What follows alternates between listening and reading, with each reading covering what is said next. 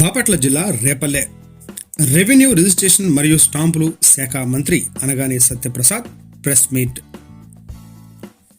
Chandrababu Naidu vision, Pawan Kalyan ఆలోచన, మోడీ గారి అండతో రాష్ట్రాన్ని పూర్తిగా అభివృద్ధి చేస్తాం.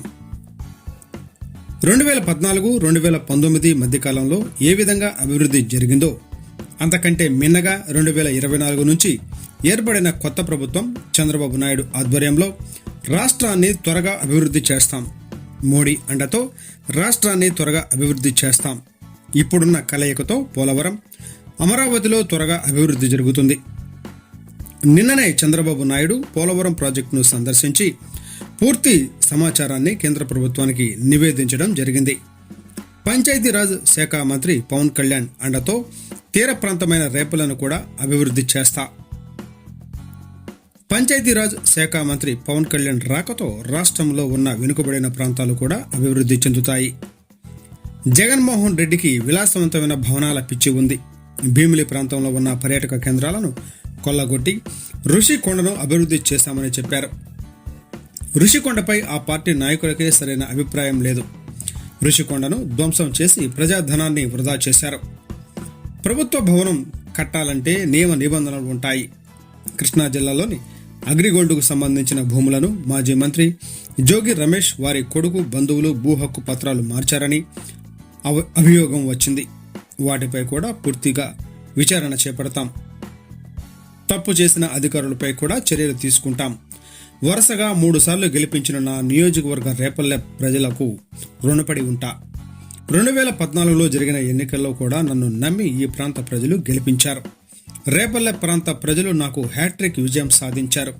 రేపల్లె ప్రాంతాన్ని నా శ్రాయశక్తులా అభివృద్ధి చేస్తా. నన్ను నమ్మి నాతో పాటు మొదటి నుంచి ఉన్న తెలుగుదేశం పార్టీ అభిమానులని గుర్తుంచుకుంటా. ఇప్పుడున్న మా కలయిక, కూటమి కలయికతో రాష్ట్రంలో త్వరగా అభివృద్ధి జరుగుతుంది. మా ప్రభుత్వం కక్ష సాధింపు చర్యలకు వెళ్లదు. అమరావతి ఏకైక రాజధాని. ఇప్పటికే అమరావతిలో ఎలక్ట్రికల్ రోడ్లు అభివృద్ధి చేస్తున్నాం.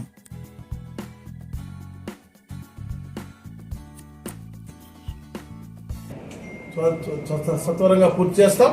అలాగే పంచాయతీరాజ్ రూరల్ డెవలప్మెంట్గా బాధ్యత తీసుకున్నటువంటి పవన్ కళ్యాణ్ గారి యొక్క మంచి ఆలోచనతో గ్రామాలు బాగుపడితేనే రాష్ట్రం బాగుపడుతుందని నమ్ముతారు. కాబట్టి తప్పకుండా మన లాంటి వెనకబడిన ప్రాంతాల్లో కూడా పూర్తి అభివృద్ధి అనేది మనం వారి యొక్క ఆశీస్సులు తప్పకుండా చూపిద్దామని చెప్పేసి కూడా మీ ద్వారా తెలియజేస్తాం. రిషికొండ గురించి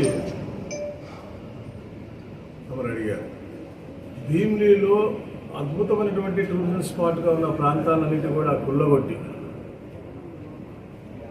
ఒక సైకో పరిపాలనలో, ఎందుకంటే మనం చూసాం ఆ జగన్మోహన్ రెడ్డికి విలాసమైనటువంటి భవనాలు అనేది పిచ్చి. బెంగళూరులో 100 గదులు ఉన్నటువంటి 90 పైచిలకు బెడ్రూమ్లో ఉన్నటువంటి విలాసమైనటువంటి కోట, హైదరాబాద్ లోటస్ పాండ్, ఇట్లా ఒక సైకోతత్వం ఉంది, నియంతకు ఉండేటువంటి సైకోతత్వం ఉంది. కాబట్టి ఆ కొండని కూడా కొల్లగొట్టి విలాసమైన భవనాన్ని కట్టించి అది ప్రజాధనం దుర్వినియోగం అయ్యే విధంగా కట్టుకుని ఈరోజు మళ్ళీ మాట మార్చి వాళ్ళు ఏదో ప్రభుత్వ బ్లాక్ అనేది దానికి అవసరమైన తీరు బట్టి పర్టికులర్ డిపార్ట్మెంట్కి కానీ పర్టికులర్ ఇష్యూ బేస్ మీద సెక్రటరియట్ కట్టాలన్నా లేకపోతే ఇంకోటి కట్టాలన్నా అన్నా వాళ్ళ మంత్రులే కరెక్ట్గా చెప్పట్లేదు. ఒకలేమో ప్రభుత్వ భవనం ఉన్నారు, ఒకలేమో రాష్ట్రపతి వస్తే వాడుకోవచ్చు, గవర్నర్ వస్తే వాడుకోవచ్చు అని చెప్పి వివిధ రకాలుగా చెప్తా ఉన్నారు.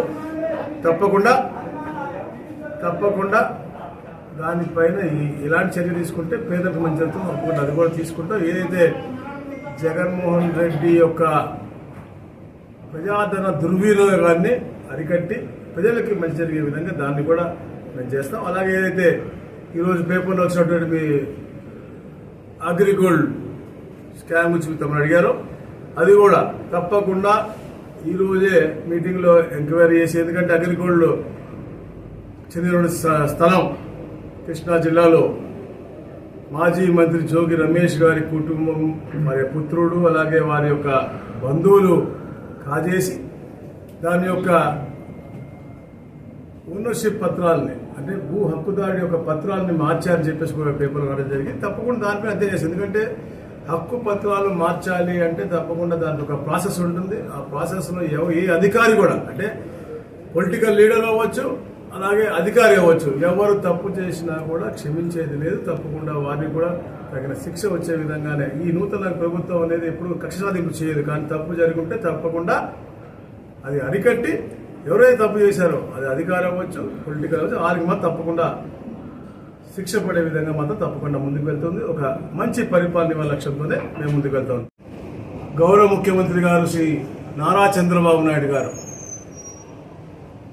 ఎంతో నమ్మకంతో ఇంత పెద్ద బాధ్యత, ఎప్పుడు ఊహించినటువంటి బాధ్యత, రెవెన్యూ స్టాంప్స్ అండ్ రిజిస్ట్రేషన్ అనేది ఈ రాష్ట్రం క్యాబినెట్లో 2వ 3వ స్థానంలో ఉన్నటువంటి పరిస్థితి అందరికి తెలుసు. అంటే మనం చూసాం, ఈ రాష్ట్రంలో ఎన్నో రెవెన్యూ పాలసీస్ మారటం. మెడ్రాస్ రిజీమ్ ఉన్నప్పుడు, ఇక్కడ తెలంగాణ ప్రాంతంలో నిజాం పరిపాలన ఉన్నప్పుడు, ఇంటిగ్రేషన్ ఆఫ్ స్టేట్ అయినప్పుడు పాలసీలు మార్పు. దాని తర్వాత 73 ROR యాక్టు, దాని తర్వాత ముఖ్యంగా 2014 బైఫరికేషన్ యాక్టు, ఇవన్నీ కూడా సక్రమంగా అమలు చేయాలన్న లక్ష్యంతోనే ప్రభుత్వాలు పనిచేశాయి. కానీ మొన్న 5 సంవత్సరాల్లో 2019-24లో ఏ జగన్మోహన్ రెడ్డి పరిపాలన ఉందో పేద బడుగు బలహీన వర్గాలందరికీ అన్యాయం జరిగే విధంగా పాలసీలు తెచ్చి కేవలం వాళ్ళ అనువాయులందరినీ కూడా బలపరిచే విధంగా చేశారని చాలా ఆరోపణలు ఉన్నాయి. వాటిపైన తప్పకుండా అధ్యయనం చేసి పాలసీలు మార్పుకి కారణం, అమలు తీరు, ఇవన్నీ కూడా ఆఫీసర్స్తో కూడా ఈరోజు మధ్యాహ్నం 3ంటికి కూడా మీటింగ్ పెట్టుకోవడం జరిగింది. తప్పకుండా అధ్యయనం చేసి ఏదైతే పేదల హక్కు పూర్తిగా వారికి కల్పించే విధంగా ఈ ప్రభుత్వం ముందుకు పోతుంది. ఏదైతే రీసర్వే అని చెప్పేసి కూడా ఎంతో మంది పేదలకు అన్యాయం జరిగిందని చెప్పేసి కూడా పేదలు ఎంతో మంది రిప్రజెంటేషన్స్ ఈ 4 రోజుల్లో చాలా మంది కూడా ఇవ్వడం జరిగింది. వాటిపైన కూడా అధ్యయనం తప్పకుండా మెరుగైన పాలన ఇవ్వాలి.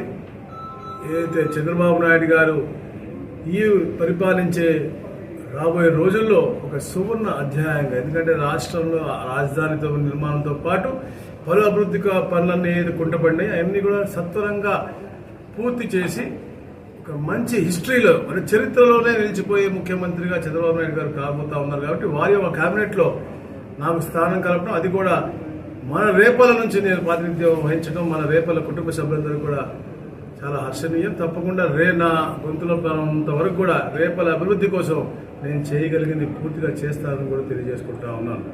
చాలా సంతోషం. ఏదైతే మా కుటుంబ సభ్యులైనటువంటి రేపల్ల నియోజకవర్గ ప్రజలందరినీ కూడా ఇవాళ కలుసుకోవటం, ఎందుకంటే అద్భుతమైన గెలుపు, హ్యాట్రిక్ గా 3వసారి మన జరిగిన ఎన్నికల్లో 40,000 పైచిలకు మెజార్టీ ఇచ్చి నన్ను అఖండ మెజార్టీతో గెలిపేయడం. దానికంటే ముందు 2019లో రాష్ట్రం అంతా ఓడిపోయినప్పటికీ కూడా 23 సీట్ల తెలుగుదేశం వచ్చినప్పుడు కూడా మంచి మెజార్టీతో ఆ రోజు గెలిపేయడం, నా మీద నమ్మకం పెట్టడం.